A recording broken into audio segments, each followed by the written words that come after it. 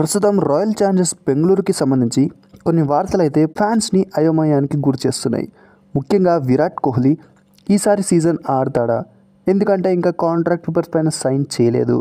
ఇక royal Challengers Bengaluru తాజాగా ఫ్రాంచైజీని అమ్మాలని decide అయింది $2 బిలియన్ అని వార్తలు వినిపిస్తున్నాయి. అసలు వీటిలో వాస్తవాలేంటి? నిజంగానే విరాట్ కోహ్లీ ఐపీఎల్ ఆడటం లేదా అనే విషయానికి వస్తే, నిజానికి విరాట్ కోహ్లీ కాంట్రాక్ట్ పేపర్ పైన సైన్ చేయలేదు. అది ఐపీఎల్ ఆడటానికి కాదు, ఫ్రాంచైజీ యొక్క బ్రాండ్ పార్ట్నర్స్ ఉంటారు, వాటికి ప్రమోషన్స్ ఇవ్వడానికి ఇటువంటి స్టార్స్ అయితే యూస్ చేసుకుంటూ ఉంటుంది ఫ్రాంచైజీ. అయితే ఈ ప్రమోషన్స్ ఇవ్వటానికి విరాట్ కోహ్లీ సైన్ చేయలేదు.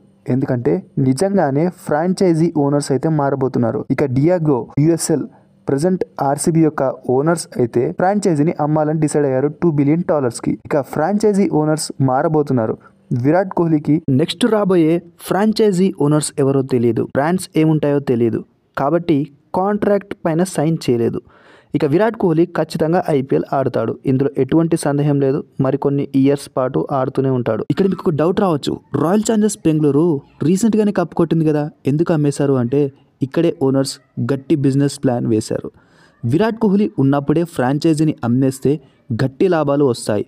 అదీకాక రీసెంట్గానే కప్పు కొట్టింది, ఫ్యాన్ బేస్ వేరే లెవెల్ ఉంది, అందుకే 17,000 కోట్లకు ఏకంగా అమ్మకానికి పెట్టారు. ఇక ఈ వీడియో మీకు ఇన్ఫర్మేటివ్గా హెల్ప్ఫుల్గా అనిపిస్తే మరింత మంది ఆర్సీబీ ఫ్యాన్స్ అలాగే ఐపీఎల్ ఫ్యాన్స్కి తెలిసేలా ఛానల్ని సబ్స్క్రైబ్ అలాగే వీడియోకి లైక్ చేయడం మర్చిపోకండి. Thank you for watching.